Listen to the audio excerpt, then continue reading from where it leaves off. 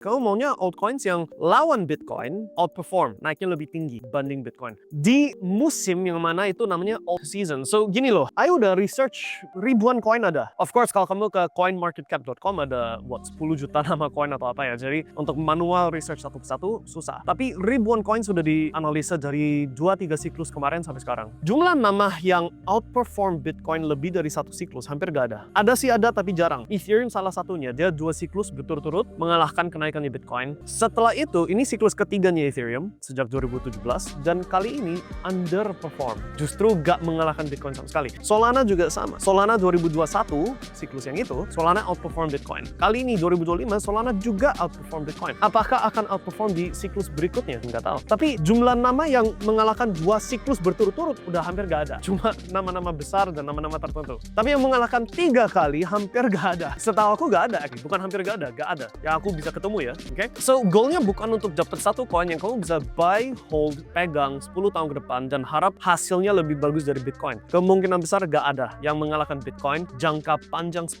tahun beli diam nunggu. Oke, itu fakta, itu truth. Kamu mau mengakui gak mau mengakui itu secara data kalau kamu pelajari memang fakta. Tapi itu bukan goalnya partisipasi dalam yang namanya alt season atau kalau aku boleh ganti namanya ya salt season karena gak semua altcoins mengalahkan Bitcoin. Oke? Untuk partisipasi dalam salt season, goalnya adalah untuk di timing yang tepat. Jadi contoh ini, kita lihat chartnya Doge lawan BTC. Doge BTC. Secara long term, 10 tahun, harganya Doge tidak secara signifikan outperform Bitcoin. Tapi di setiap siklus ada periode lari kenceng lawan Bitcoin, dan setelah itu gak outperform sama sekali, malah turun. So dia itu sifatnya itu puncak cepat turun gitu. Dan itu sudah berlaku sejak ada Dogecoin. Ini kita omong koin yang historinya dari 2013 kalau nggak salah. So lebih dari 12 tahun. Di musim yang tepat, pegang Dogecoin dapat kenaikan yang jauh lebih dari Bitcoin hanya untuk waktu sementara, and then dari situ harus buang balikin ke Bitcoin atau balikin ke USD, terserah kamu mau di situasi siklus mana. Kalau di puncak siklus, of course USD. Kalau masih tengah siklus,